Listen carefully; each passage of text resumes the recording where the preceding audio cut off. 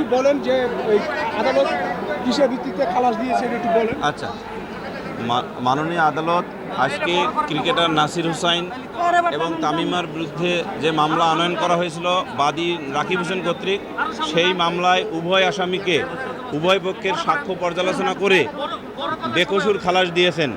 বেকসুর খালাস দেওয়ার যে সকল ফাইন্ডিংস মাননীয় আদালত পড়ে শুনিয়েছেন, তার মধ্যে দুইটি বিষয়ে উল্লেখযোগ্য। সেটা হলো যে তালাক সঠিকভাবে কার্যকর হয়েছে এবং তালাক প্রদানের পরে ক্রিকেটার নাসির হোসেনের সাথে তামিমার বিবাহ হয়েছে, যার কারণে এই মামলায় বলার কোনো স্কোপ নাই যে তাদের বিবাহ অবৈধ। এবং আমরা মনে করি যে মাননীয় আদালত আরও একটি যে ফাইন্ডিংস দিয়েছেন, সেটা হলো যে উচ্চ আদালতের অর্থাৎ আপিল বিভাগের একটি ফাইন্ডিংস দিয়েছেন। ফাইন্ডিংসটা হলো যে শুধুমাত্র নোটিশ ইউনিয়ন পরিষদের চেয়ারম্যানের নিকট না পৌঁছানো মানেই তালাক কার্যকর নহে, এই কথা বলা যাবে না।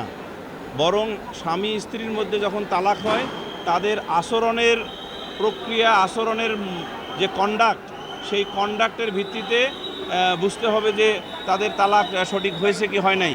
সেই উচ্চ আদালতের রায়ের নিরিখে এই তালাক সঠিক হয়েছে জন্য আসামিদ্বয় বেকসুর খালাস পেয়েছেন। ধন্যবাদ।